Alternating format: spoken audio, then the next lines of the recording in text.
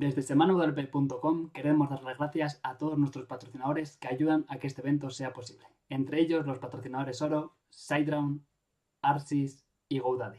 Muchas gracias a todos. Bienvenidos a una nueva charla de semanawp.com. En esta ocasión estamos con Gorka Goicoechea, que es consultor freelance especializado en SEO, SEM con AdWords y analítica digital. Lleva 17 años en el mundo web, fue webmaster, desarrollador, SEO, hasta que evolucionó al marketing online. Compagina como formador en los principales cursos de marketing online de Vizcaya todo su trabajo de consultor freelance y además es autor del blog Enganchado a Internet y organizador del evento SEO Bilbao. Muy buenas, Gorka, ¿qué tal estás? Hola, muy buenas. ¿Qué tal? ¿Todo bien? Sí, muchas gracias por contar conmigo. ¿Con ganas de enseñarnos todo lo que tenemos que saber sobre SEO? Por supuesto. Pues adelante, todo tuyo. Hola a todos. Hoy vamos a hablar de SEO y de SEO especial para WordPress. Vamos a dar unas pequeñas pautas para hacer una implementación sencilla y saber lo que tenemos que tener en cuenta para posicionar nuestra página y para atraer a los clientes que nosotros queremos. ¿De acuerdo? Vamos allá. SEO para WordPress. Bueno, ya me han presentado, como hemos dicho, me dedico al tema, soy freelance de SEO, de AdWords y Analítica Web, y bueno, ya están mis datos, pero como ya me han presentado, vamos a lo que vamos. ¿De qué vamos a hablar hoy? Vamos a hablar, en primer lugar, de cómo posicionar en Google tu web y atraer tráfico cualificado, siguiendo 3 puntos: arquitectura web, SEO page y experiencia de usuario. Vamos a dar una pequeña vuelta al SEO tradicional, a lo que se escribe en los blogs, lo que leemos a diario, para tratar de desmentir algunas cosas que ya no son ciertas, que lo fueron en su momento, pero ya no lo son, pero que han ido cambiando. Vamos a hablar de algo que es la arquitectura web, que es la gran olvidada del SEO. Vamos a hablar del SEO page, qué podemos hacer en la página, con los titles, con las descriptions, cosas más conocidas. Vamos a concretarlas un poco más. Y vamos a hablar finalmente de una de las partes más importantes del SEO hoy en día, la experiencia de usuario, en la que meteremos la usabilidad, la velocidad de carga y una serie de cosas que van a condicionar muchísimo el que posicionemos mejor o peor en la web. En primer lugar, vamos a hacer un pequeño homenaje a Matt Cutts, que era el ingeniero principal del buscador de Google contra el spam. Ya no trabaja en Google, pero curiosamente él siempre utilizó WordPress para su blog, ¿no? Y decía que WordPress se encargaba de gran parte de su SEO, ¿no? Bueno, si una de las personas que más conoce el algoritmo de Google decide usar WordPress en vez de Blogger o cualquier otro, por algo será. Así que, bueno, buena señal. Empezamos. Y de hecho yo pienso también que WordPress es un buen gestor para SEO, aunque, como veremos, también esconde muchas trampas que van en su contra. Es cierto que de por sí trae un montón de utilidades que son buenas para SEO, pero como veremos, en ciertas opciones por defecto que también trae WordPress, podemos ver ciertas trampas o ciertas cosas que van a ir en contra nuestra, que una vez identificadas es muy sencillo el solucionarlas. Bien, empezamos por un básico como qué es el SEO, ¿no? Aparentemente todos igual lo sabemos, es posicionar, son técnicas, hay cierto misterio alrededor del SEO. Esta diapositiva refleja muy bien lo que se cree del SEO, ¿no? Lo que cree mi jefe, lo que creen mis amigos. Y realmente, la última diapositiva, lo que realmente hago es esa pleitesía a Google, sí que se parece mucho a la realidad del SEO. Y por un lado está la pleitesía a Google, porque al final él marca una serie de normas y nosotros, los SEOs, tenemos que cumplirlas.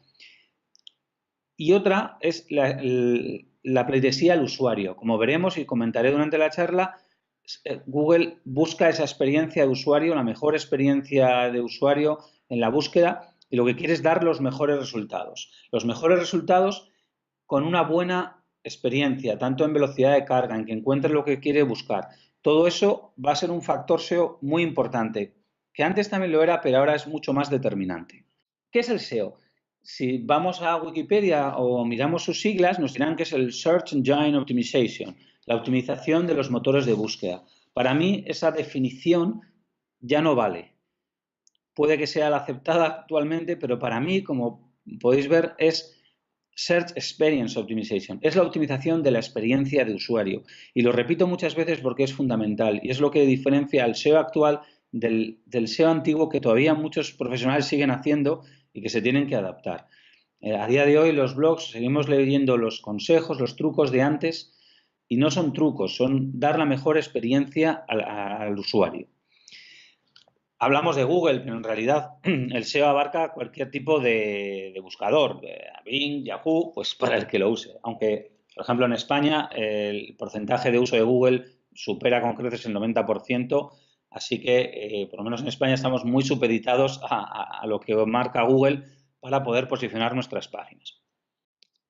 Bien, el siguiente punto transgresor, o por decirlo de alguna manera, que sí es cierto que esto ya se está conociendo más, es el hecho de dejar de trabajar para keywords.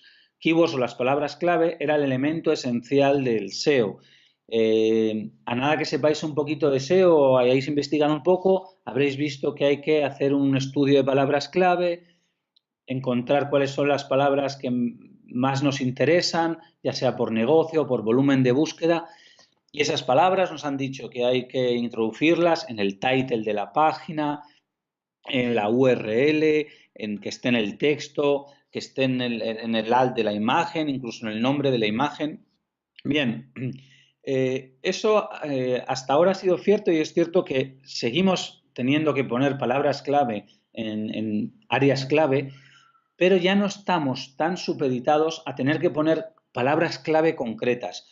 Reparación de auto, reparación de auto, reparación de auto, reparación de auto. Ahora no. Ahora Google ha crecido, ha mejorado y ahora es capaz de entender y de conocer la intención de búsqueda del usuario.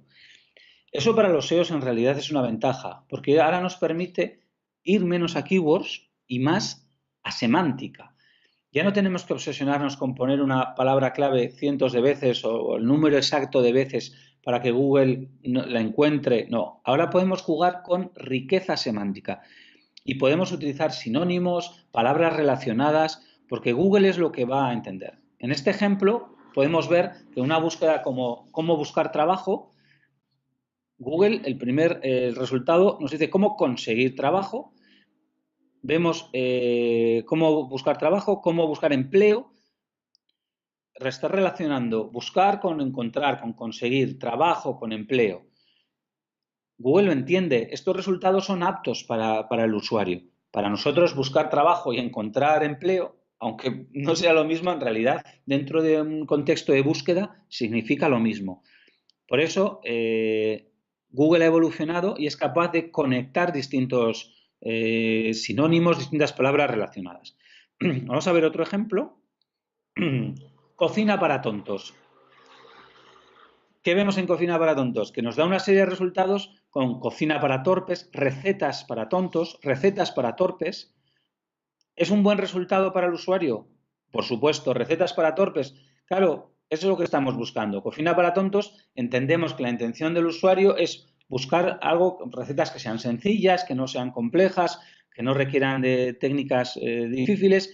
Bueno, y como vemos, utiliza palabras como torpes, principiantes, novatos. Esto forma parte de la experiencia de usuario porque es lo que queremos ver. Si solo nos diera los términos en los que ponga cocina para tontos, pues igual habría muy pocos o no serían los más exactos. Pero en cambio, 47 recetas que harás en 20 minutos, cocina para novatos. Fijaros cómo Google ya se va adaptando, entiende qué es lo que pretendemos buscar recetas sencillas y nos da una serie de resultados que se ajustan a esas, bueno, a esa búsqueda. Esto es muy importante y nos ha quitado ese yugo de tener que repetir las palabras clave una y otra vez. Ahora, escribir de una forma natural, con riqueza semántica, utilizando distintas palabras y sinónimos y palabras relacionadas, va a hacer que ese texto sea mucho más válido para Google que todo este SEO on page que hemos aprendido de poner la palabra clave casi de forma robótica en todas las áreas clave. Es una buena noticia tanto para los SEOs como para los usuarios. Bien, nos metemos en el ajo. Vamos a empezar por el error más común y es empezar la casa por el tejado. He visto muchos proyectos SEO y muchos SEOs y mucha gente haciéndose su propio SEO y he encontrado que muchas veces empiezan ahí a cambiar los títulos de los textos, a las descriptions, todo ese tipo de zonas propias del SEO page, pero se están olvidando de lo más importante, que es la arquitectura. Se está trabajando el hecho de que Google encuentre un contenido adaptado, pero estamos descuidando el hecho de que Google lo encuentre, lo indexe, es decir, lo meta en su base de datos y después lo rankee o decida en qué posición lo va a encontrar. Ese es un proceso anterior que implica un rastreo, una indexación y un posicionamiento que muchas veces descuidamos y empezamos el trabajo por el tejado, la casa por el tejado, haciendo una serie de optimizaciones en contenido que son válidas, son buenas, pero que no van a servir de nada si Google no ha encontrado nuestra página y no ha decidido indexarla, es decir, meterla en su base de datos. Bien, ¿cómo podemos trabajar la arquitectura? Primero, hacemos una mini auditoría. Simplemente vamos a ver cómo estamos. Hacemos una pequeña búsqueda por nuestro nombre de marca o incluso por nuestro dominio, entre comillas. ¿Qué es lo que queremos ver? ¿Cómo genera los sitelinks? Los sitelinks son una serie de enlaces, como vemos aquí, que Google genera o desarrolla y que decide él desde su criterio. Él recorre tu página, el robot de Google, y decide qué páginas considera él que son las más importantes. Si os encontráis que haciendo una búsqueda con vuestro dominio, entre comillas, para que os muestre los sitelinks, por ejemplo, y vemos que hay páginas que no son de interés como aviso legal, política de cookies, tendremos que preguntarnos qué estamos haciendo mal.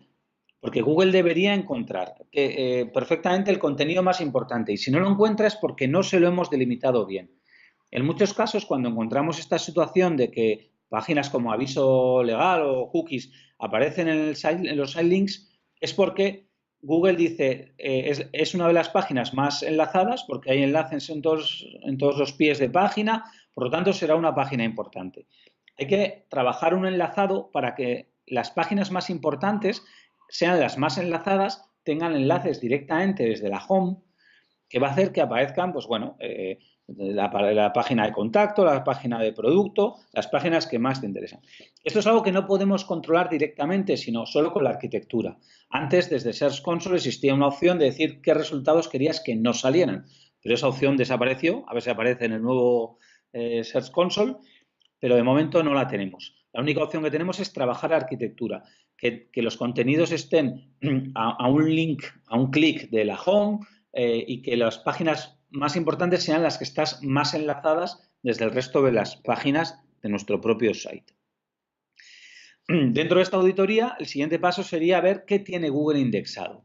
Podemos hacer un site, tu dominio, lo ponemos en el buscador de Google y observamos qué aparece. Incluso podemos hacer site para una palabra concreta. Yo lo que os invito a hacer es site tudominio.com sin nada más y recorrer todos los resultados, ver cuántos hay. Igual os sorprendéis de la cantidad de páginas que tiene indexadas. Y dices, ¿cómo es posible si yo tengo escritos 100 posts que tenga 700 páginas indexadas? Luego hablaremos de eso porque ahí, por ejemplo, sería un claro ejemplo tal vez de contenido duplicado. Si tienes 100 posts o 100 artículos, ¿cómo es que tienes 700 páginas indexadas? Veremos qué es lo que el propio WordPress genera para generar tantas páginas. La valoración que yo haría es, hacemos site2.tudominio.com y vemos. Yo pondría sin 3W, sin HTTP, para que coja todo. Y buscaríamos los resultados, por ejemplo, ver qué URLs, qué páginas no importantes hay en primera o segunda página. Esas páginas que se están colando ahí, tal vez le estamos dando demasiada importancia. Poníamos el ejemplo antes de la política de cookies. Bien, pues esas páginas habría que relegarlas, porque lo que queremos es que Google entienda cuáles son nuestras páginas más importantes. También al revés, qué páginas no importantes no aparecen las mejores posicionadas. Después, contenido duplicado. Es lo que decíamos, si igual tenemos un montón de páginas vistas por categorías, por etiquetas. Resulta que en cada post ponemos una serie de etiquetas, pero luego nos encontramos con posts con categorías o etiquetas que tienen únicamente un solo post.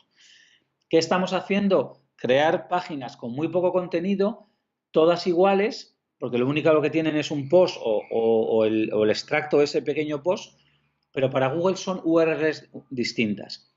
Google va a valorar cada URL como una página distinta, aunque para nosotros sea simplemente una ordenación, una forma de clasificar, pero para Google son páginas distintas que tienen el mismo contenido.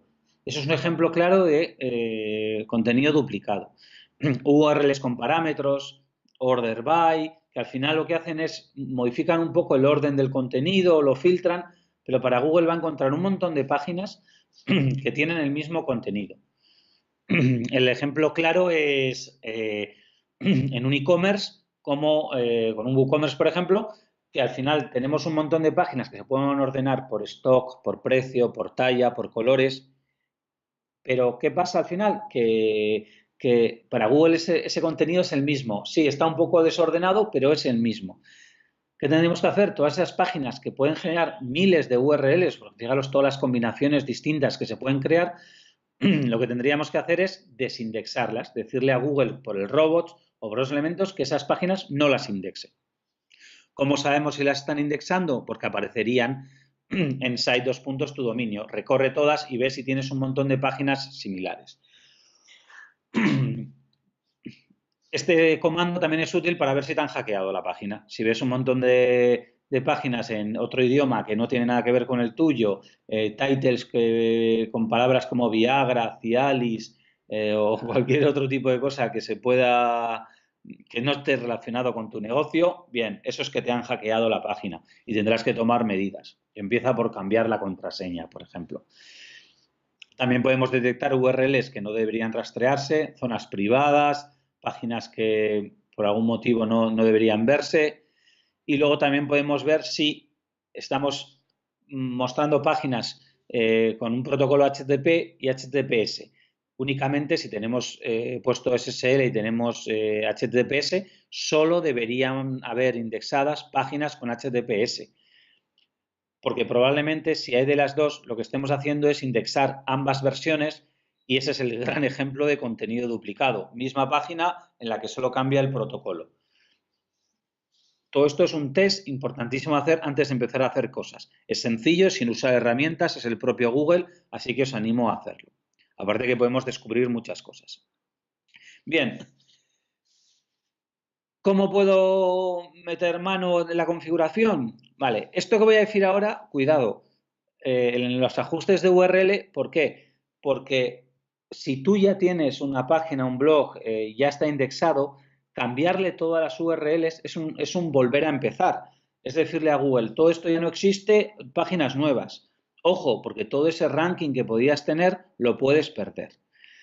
A veces es mejor no tocar nada y dejar las URLs como están, aunque no sean optimizadas, como vamos a hablar ahora, pero si están bien indexadas o bien posicionadas, dejarlo, ya está, ya no lo toques. Pero si es un blog nuevo, desde luego yo recomiendo empezar con URLs amigables.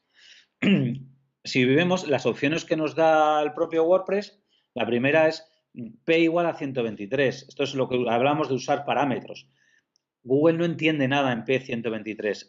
El usuario tampoco. ¿Es realmente una página amigable? ¿Se entiende lo que va a haber en esa página? No. Por lo tanto, yo descarto usar este tipo de URLs. Hay otras, por ejemplo, con día y nombre, mes y nombre. Bien, esto, salvo que seas un diario que publica mucho y que tiene publicaciones diarias, no lo recomiendo, puesto que no creo que, al menos yo no publico diariamente y la mayoría tampoco, así que no tiene sentido publicar con fecha. Numérico tampoco lo recomiendo, porque al final equivale un poco al simple que hemos dicho antes. ¿Qué recomiendo? Dos tipos de propuestas. Una, el nombre de la entrada. Ahí tenemos página ejemplo, luego explicaré mejor cómo hacer la URL. Lo ideal sería que si alguien leyendo la URL, en vez de página ejemplo, cómo mejorar el SEO en WordPress, que supiera lo que va a encontrar ahí. ¿Por qué? Porque Google también lo va a ver y va a ver esas palabras clave. Va a ver en esa URL, va a ser un factor más. ¿Vale? Otra opción es generar una cadena con las variables que tenemos. Por ejemplo, yo tengo en el blog, enganchadointernet.com, antes de cada nombre de entrada meto una categoría, de tal forma que tengo SEO, AdWords, analítica. Esto se puede hacer con las variables que están determinadas abajo y puedes crear distintas cadenas. SEO barra cómo conseguir un buen posicionamiento y estás metiendo palabras clave dentro de un directorio que no es real, pero para la URL es válido. Es una forma de meter una palabra clave ahí doblada. Tanto la de nombre de entrada como la de estructura personalizada, yo recomiendo hacerlo. Y repito, si ya tienes todo indexado, tal vez no te merezca la pena desindexar todo y volver a indexar. Empieza a hacerlo bien desde el principio o a partir de ese momento empieza a hacer URLs ya amigables. ¿Cuál es la mejor URL? Bien, en primer lugar, lo hemos dicho antes, con sentido semántico. Que el usuario al leerla sepa que más o menos qué se va a encontrar en esa página. De esa forma vamos a conseguir que Google también la entienda y simplemente por tener la URL ya tiene una pista de qué va el contenido. Aquí sí que vamos a meter la keyword exacta. Solo tenemos una opción. Aquí ya no importa tanto la riqueza semántica. Aquí vamos a meter la keyword que más volumen de búsqueda tenga o más nos interese. Esa sí que aparece deberá aparecer en la URL. Y a poder ser lo más a la izquierda posible. Bien, esto es un poco ya talibán, pero bueno. Ciertos consejos, y no quiero no lo digo de forma categórica, son unas pequeñas pautas. Por ejemplo, digo, menos de 100 caracteres. Pero es que en un caso tengo una URL que necesita más, no hay ningún problema. Sí que predominen las URLs cortas, que no sean muy largas, ¿no? Entonces pongo 100 caracteres como un baremo. Máximo 5 palabras, de nuevo. Si tienes que hacerlo con 6, pues hazlo con 6. Pero vamos a intentar reducir las palabras. De hecho, yo sí que recomiendo eliminar las preposiciones, artículos, aunque vayan un poco en contra del sentido semántico, trato de que haya el mínimo número de palabras. SEO PrestaShop, SEO para PrestaShop, bien. Con 3 valdría, pero no pondría SEO para PrestaShop en tiendas de comercio electrónico. Más corto, quitando las preposiciones, los artículos. Usamos siempre guión medio, no guión bajo. El guión bajo Google no entiende. Una palabra separada por guión bajo hace que esa palabra no exista. No tenemos son dos palabras unidas que Google no es capaz de separar. Otro tema, en el tema de los niveles de profundidad. De nuevo, si necesitas una estructura de página muy grande, bien, adelante, usa los niveles por carpetas, lo que haga falta, pero en primer lugar, principalmente no deberías tener más de 3 niveles para llegar a ningún tipo de página, salvo que sea una página muy grande. Después, URL con minúsculas. Esto es más por un uso de buenas prácticas, puesto que si siempre escribes con minúsculas, puesto que los servidores bajo Linux diferencian entre minúscula y mayúscula, pon todas las URLs en minúscula y así nunca tendrás un error. Sin parámetros, como hemos dicho antes. Dentro de WordPress, pues bueno, como hemos dicho antes, una opción sería utilizar mi dominio, categoría y, por ejemplo, el nombre del post. Eso sería una estructura adecuada, por ejemplo, para WordPress. Bien, vamos a hablar ahora de algo que es menos conocido, que es optimizar el crowd budget. ¿Qué es el crowd budget? En realidad, y explicado de forma no técnica, Google a la hora de ver nuestra página la recorre entera y después, en función de la calidad del contenido que encuentre, nos va a asignar un presupuesto, ¿no? Podríamos decir que es un tiempo que nos va a dedicar. Para alguien más técnico, son líneas paralelas de conexión, pero en definitiva, para que lo entendamos bien, es un tiempo. Te voy a dedicar 6 segundos para rastrear tu página. ¿Por qué lo explico con la forma tiempo? Que los puristas dirán, no es exactamente tiempo. Vale. Es para que se entienda perfectamente que la velocidad de carga va a ser fundamental. Google nos va a asignar un tiempo para recorrer nuestra página y en función de cuánto tarde cada página en cargar, determinará si va a poder ver más o menos páginas. Por lo tanto, la velocidad de carga importantísima. Después, los códigos de respuesta. Si van buscando páginas y todas le dan un código 200, es decir, página encontrada, fantástico. No va a perder tiempo. El problema vendrá cuando tengamos redirecciones. Aunque para el usuario son transparentes, no las nota, el robot de Google va a gastar 2 tiempos. La página a la que va más la redirección. 2 tiempos para una única página. Y ya no digo nada si son 404, página no encontrada. Eso es como un callejón sin salida. El robot de Google llega, encuentra ahí, llama, no hay nadie, tiempo perdido. Un tiempo precioso, ¿vale? Que necesitamos porque cuantas más páginas nos encuentre, sobre todo de las páginas que nosotros queramos que nos encuentre, mejor. Hemos hablado de que lo encuentre rápido, de que lo encuentre correcto, pero después también hay que sumar a que lo encuentre bueno. Hay una cosa que se llama el thin content, que es el contenido débil. Si Google encuentra muchas páginas con poco contenido, poco texto, texto repetido, bien, va a considerar que ese contenido no es de calidad y puede que nos disminuya ese crowd budget, ¿vale? Queremos que sea directo, rápido y contenido de calidad. Bien. Cuando hablamos de contenido de calidad, estamos hablando de que he puesto aquí contenido penalizable, no os va a penalizar la web por tener estos contenidos que vamos a hablar, pero sí que nos va a perjudicar en el posicionamiento, en el ranking. Contenido duplicado. Puede generarse contenido duplicado porque tenemos categorías, etiquetas. ¿No hay que hacer uso de ellas? No, por supuesto que hay que hacer uso de ellas, pero hay que hacer un buen uso. Lo que no tiene sentido es generar categorías o etiquetas que no tengan suficiente contenido como para que esa categoría o etiqueta tenga razón de ser. Si ponemos etiquetas al tuntún, nos vamos a encontrar que WordPress automáticamente nos genera páginas barra tag, barra nombre de la etiqueta, por cada etiqueta una URL distinta, con el mismo contenido. Si solo tenemos un post, ese mismo post. Podemos encontrar, de hecho te invito a que si usas muchas etiquetas, vayas, pinches en esas etiquetas y veas cómo tienes un montón de páginas en la que único que cambia es igual una palabra, el nombre de la etiqueta y el title y punto. Por lo tanto, y el contenido es igual. Google va a decir, muchas páginas estoy gastando muchos recursos, porque al final Google lo que tira es para sí mismo, para sus recursos, para encontrar páginas que pone lo mismo. Eso es contenido duplicado, es contenido de baja calidad. Después las paginaciones. Si tenemos post o artículos es bueno paginar, pero si vamos a tener paginaciones por cada categoría, por cada etiqueta, el número de páginas se multiplica. Los listados que decíamos, si se ordenan por precio, por orden alfabético, descendente, ascendente, todo eso genera URLs nuevas.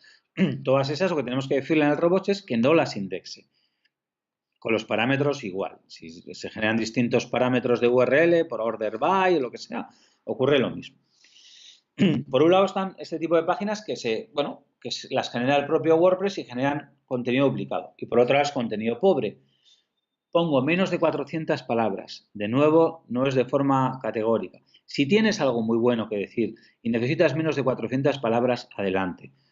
Lo que no recomiendo es hacer posts como churros con 4 contenidos por tener muchas URLs que tengan poco valor. No hay un límite ni por encima ni por abajo, pero un buen contenido, pues que menos que tenga 800.000 palabras. ¿Vale? Aunque insisto, lo breve es y bueno, 2 veces bueno. Páginas como aviso legal o algunas páginas que pueden no ser interesantes. Sí es cierto que yo en esto he cambiado de opinión y ciertas páginas en las que consta el CIF de la empresa, los datos que, corroboran que esa empresa es real y que está detrás de esa página, yo lo suelo indexar para que Google la encuentre y verifique que efectivamente hay una empresa detrás, la relacione con un CIF, bien. Entonces, en ese sentido, esa página sí que suelo dejar que la indexe, pero otras, como aviso de cookies y ese tipo de cosas, no. Luego hay contenidos que no es que sean malos, pero igual hemos puesto un vídeo, Google llega ahí, ve una llamada a un vídeo, para el usuario igual tiene una hora de contenido, pero para el robot no es más que una llamada a una URL. Lo ideal sería transcribir el vídeo, hacer un resumen, poner un contenido extra para que no siempre solo sea una página con un vídeo. Luego hay otro tipo de páginas muy propias de WordPress, como la de File Attachment, que te genera una página por cada contenido multimedia. Esas páginas, salvo que tengan algún sentido, sobran. O el Hello World, la página inicial que te viene, pues es una página más. Y en ese, siendo puristas para ese rastreo, pues es gastar una oportunidad.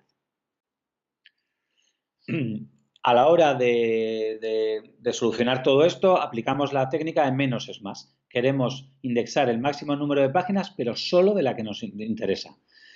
Por ejemplo, en el uso de etiquetas, reducir. Si usamos etiquetas, podemos usar para long tail, es decir, para palabras más claras. En vez de tener una etiqueta que sea WordPress, pues es configuración WordPress para el plugin tal, ¿no? Ya para búsquedas más concretas. Con categorías, las categorías normalmente suelen estar más nutridas, suelen tener ya más contenido. Lo que podemos hacer es personalizar. Esas páginas que son categoría y que no dejan de ser un compendio de todos los posts resumidos, se pueden personalizar metiéndoles una cabecera y un pie. Es decir, algo de contenido por arriba y algo de contenido por abajo para que sea una página diferente y no sea simplemente contenido duplicado puesto resumido y en distinto orden.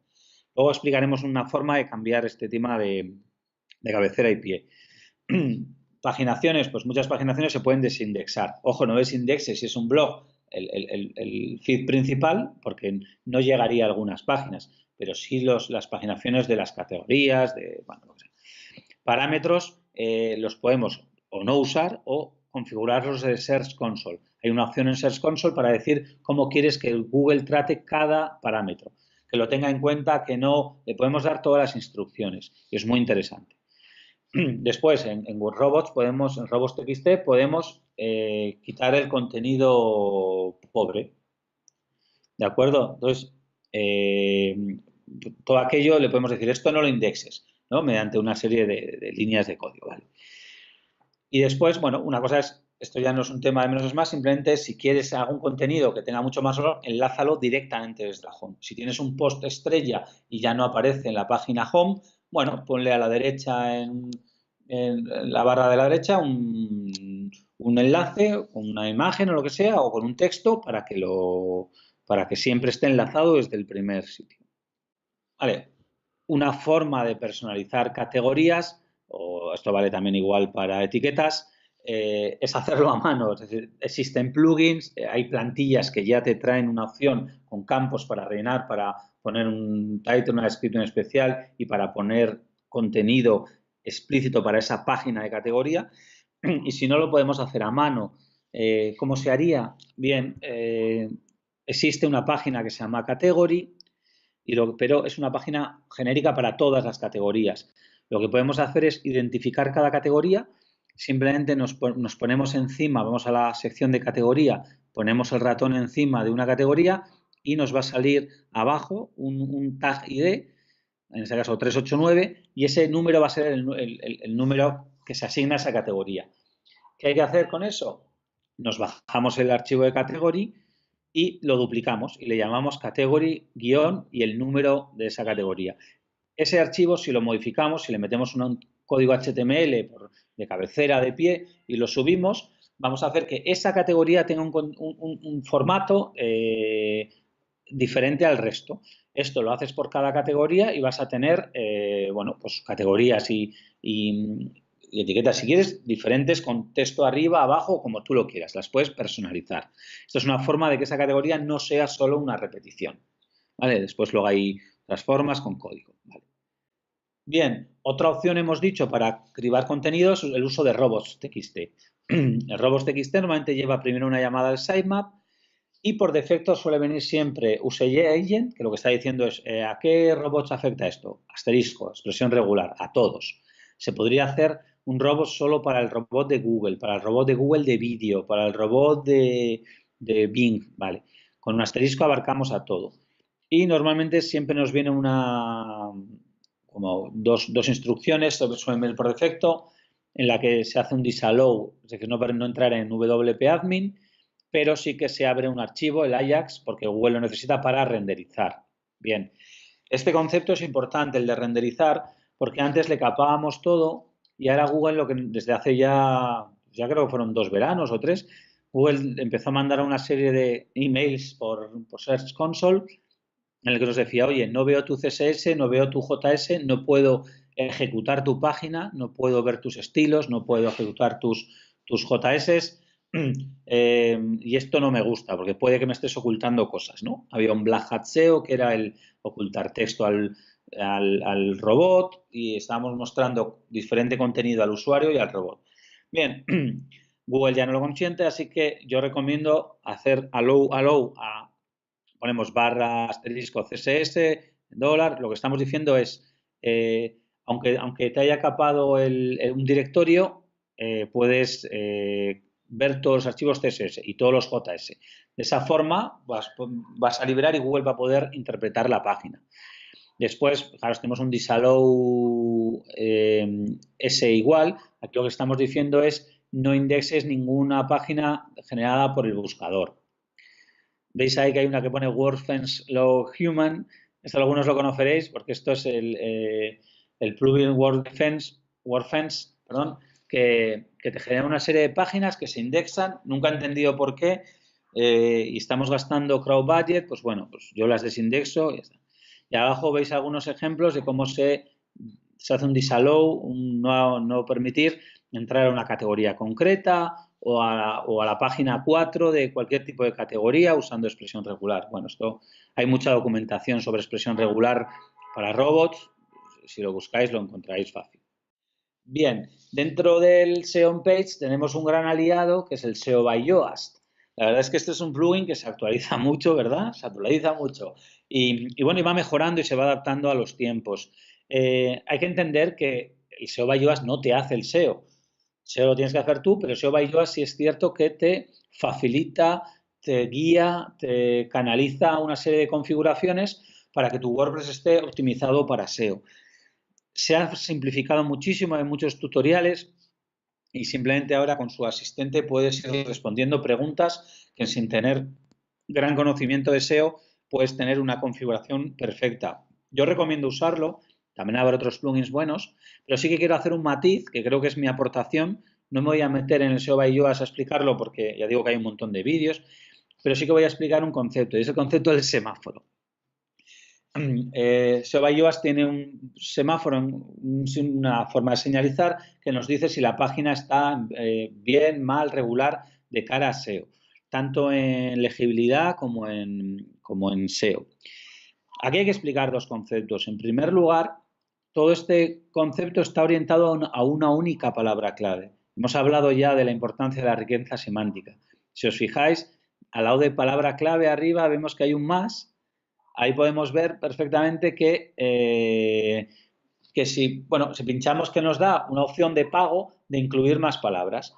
Claro, ahora si ponemos trucos de AdWords, AdWords, trucos, al final solo nos permite monitorizar una palabra cuando estamos hablando de que hay que usar riqueza semántica. Por eso no es tan importante el que el semáforo esté siempre en verde.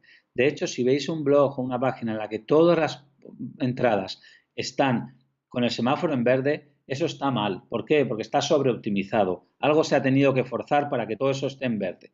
No tengáis miedo a que se quede en naranjas y vosotros pensar qué es lo mejor para el usuario, qué es el mejor title, qué es el mejor description. Es bueno seguir las recomendaciones, pero no tomárselas al pie de la letra.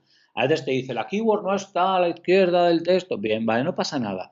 No tiene por qué estar todo en verde. Esto es importante porque aparte de hacernos perder tiempo, pues bueno, a veces incluso va en nuestra contra.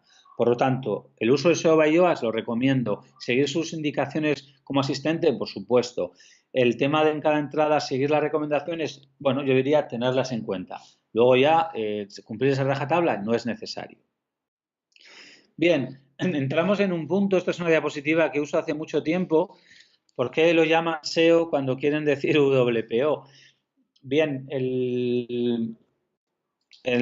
¿por qué hago esto y por qué lo remarco? Porque quiero que quede muy claro el hecho de que la velocidad de carga es un factor fundamental para la experiencia de usuario. Ya no solo por el SEO, sino, bueno, si tienes un WooCommerce, si es una tienda online, fijaos la importancia que va a tener el hecho de que se cargue la página. Puede ser el determinante para que se haga una venta o no.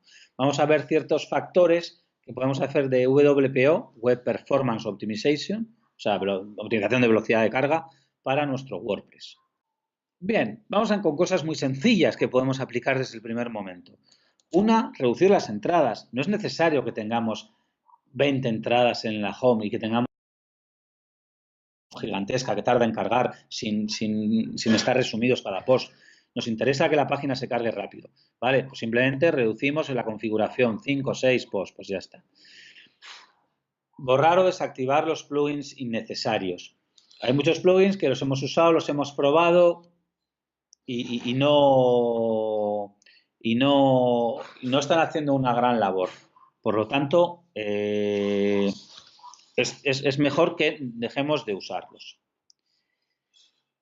Luego hay un montón de llamadas, es importante el concepto de llamadas. Ahora con HTTP2 se va a notar un montón la mejora y ya puede que no sea tan importante el hecho de que hagamos tantas llamadas, pero bueno, si podemos reducir las llamadas dentro del código, mejor. Por ejemplo, imágenes a gravatar.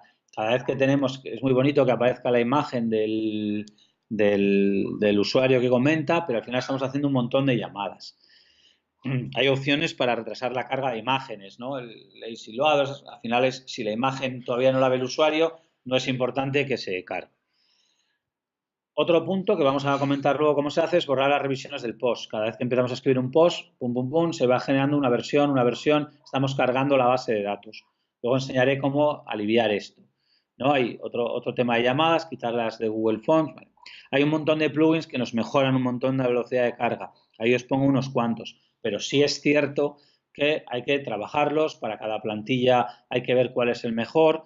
No voy a recomendar ninguno porque cada plantilla puede que se lleve mejor con uno o con otro. Lo que hay que hacer es ir probando, yendo sus opciones, no todas de golpe, porque muchas veces te tira la página, ir viendo si minimizar contenidos, si cómo mejorar la caché, pues bueno, pues todo ese tema se puede hacer. Luego hay servicios de hosting que la verdad es que nos trabajan este tipo de cosas muy bien, y simplemente por tener un buen hosting, por tener una buena gestión de la caché, la verdad es que mejora mucho, ¿no?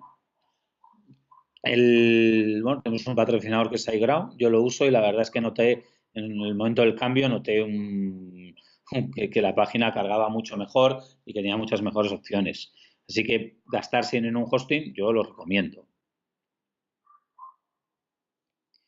Bien, un pequeño tip para cómo optimizar la base de datos, por ejemplo, para quitar ese tema de las revisiones o eso. Ojo, esto es tocar base de datos, no uses un comando delete sin haber hecho una copia de seguridad. Ahí tenéis delete from, borrar de, tienes que poner cómo se llama tu tabla. Es probable que no se llame, si has hecho bien las horas de seguridad, no se llamará WP post, porque habrás cambiado el prefijo y será mucho más seguro. Y de esta forma puedes, de un plumazo, borrar todas las revisiones. Si tienes un blog con 100 posts, puedes que tengas 700, 800 registros ocupados por las revisiones. Esto no es puramente SEO, pero sí que va muy ligado a la experiencia de usuario. Esta es una diapositiva conceptual en la que pongo todo lo que se me ocurre que va en contra de los enemigos de la usabilidad, ¿no? La primera ya está un poco en desuso, que es Flash. Ha existido hace mucho tiempo, pero bueno, ya no tiene sentido usar Flash, ya no lo soportan los navegadores. La segunda sí que es mucho más común y Google ya se ha decantado y ha dicho que el uso de los pop-ups interstitial de forma mal usada, vamos a decir, que no sea necesaria. Hay veces que es necesario usar un pop-up para pedir si tienes una edad determinada o para poder, bueno, pedir una información concreta, pero si es algo publicitario, es algo que interfiere en la experiencia de usuario, la verdad es que Google ya ha dicho que es penalizable y por lo tanto yo no recomiendo su uso. Publicidad excesiva, lo mismo. Esto el propio Google no lo cumple. Vas a su home y son todos anuncios de AdWords. Pero si predomina la publicidad frente al contenido, mal vamos. Sobre la optimización SEO, esto al final, si estamos escribiendo para el robot y no para el usuario, bueno, pues al final la experiencia de usuario va a ser mala. Sonido sin permiso, un clásico, pero todavía se encuentra. Me lo encontré el otro día en una página y decía, no puede ser que todavía esto exista. Bien, si habéis trabajado en una oficina y alguna vez habéis navegado por alguna página, sabéis que pues, la primera reacción cuando suena algo es cerrar la X, tasa de rebote, estamos haciendo que el usuario se va. Después, todo tipo de fondos que no dejen leer bien las páginas, tipografías extrañas, colores, textos que se solapan, párrafos largos, ilegibles, textos que van de la izquierda a la derecha que obligan al usuario a mover la cabeza, botones que no van donde tengan que ir, ¿no? Ahí tenemos unos clásicos de descarga, ver película, que bueno, ya con el tiempo, los que os descargáis películas, sabéis que si pinchas ahí no te lleva a ninguna parte. Bien, todo este tema es de sentido común, pero es importante para la experiencia de usuario y hay que tenerla en cuenta porque también afectará a nuestro SEO. Por último, vamos a tocar un tema que, bueno, ya lleva varios años, que es el tema de AMP, las Accelerated Mobile Pages. Eso es un recurso que Google nos ha dado, un nuevo lenguaje para renderizar más rápido, que Google al final lo que hace es coger tu contenido, se lo pasas en un formato espartano, sin diseño, casi sin florituras, y Google lo muestra desde su servidor. O sea, más rápido imposible. Bueno, si es posible, con las últimas cosas que ha presentado Google, Se hizo en principio para medios, pero ahora ya es para uso común. Hay plugins para WordPress explícitamente para AMP y yo recomiendo usarlos porque, bueno, es algo que Google nos está imponiendo, pero que si quieres posicionar bien, la verdad, sobre todo si quieres aparecer en temas de noticias en esos resultados especiales con imagen, no te queda otra. Y veréis que Google lo está mostrando desde otro dominio, desde el AMP Project o algo así. Esto es importante, veremos Google si lo mantiene o no, porque Google cambia de opinión, pero sí es cierto que ha influido mucho en la velocidad de carga. Genera problemas porque luego Google te avisa que si la versión que se ve no es la misma que la original, que no se ve un vídeo, bueno, hay que ajustar cosas y es un poco complicado, pero bueno, la verdad es que simplemente con instalar el plugin, la mayoría de la parte ya lo tienes hecho. Con otro, hay un plugin especial aparte, pero bueno, esto de investigar un poco lo encontraréis. Bien, en definitiva, y ya resumiendo, ¿qué es lo que quería decir? En primer lugar, que hay que entender la realidad del SEO actual, no quedarse en ese SEO antiguo de keywords, de engañar al robot, no.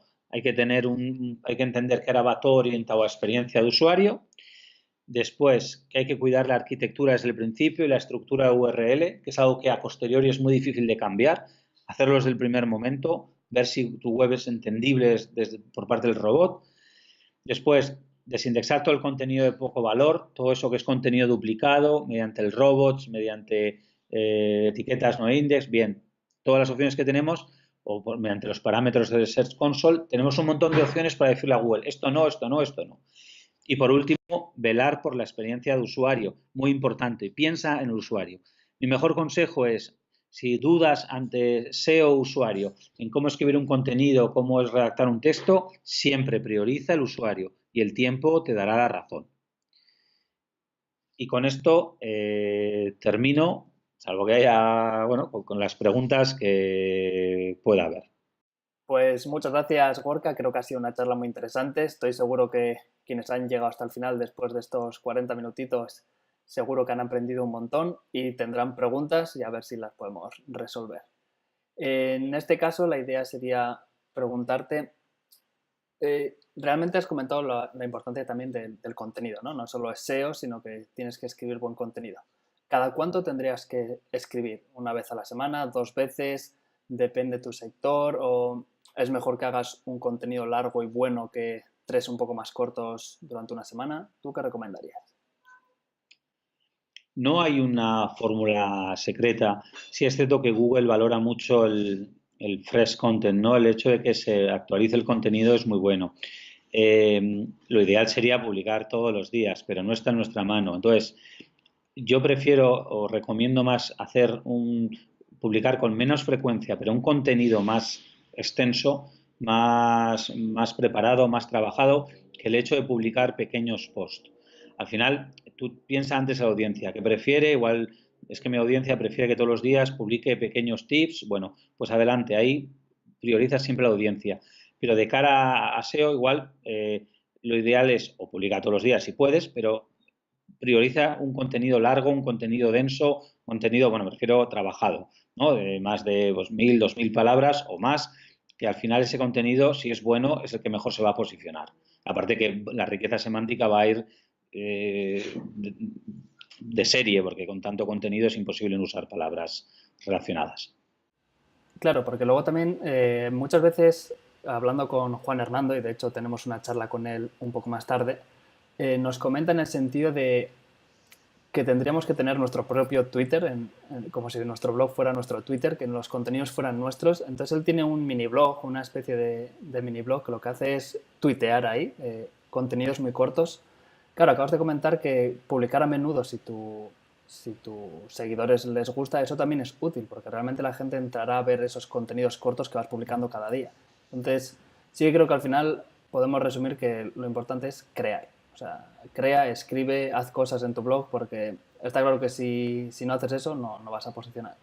Sí, claro, la verdad es que si Google ve que los usuarios van a tu blog con frecuencia y que hacen búsquedas para llegar a tu blog de forma diaria, incluso buscan tu nombre de blog como si fuera una búsqueda, Google al final se da cuenta que ese contenido es bueno y lo va a priorizar y le va a dar, lo va a rankear por encima.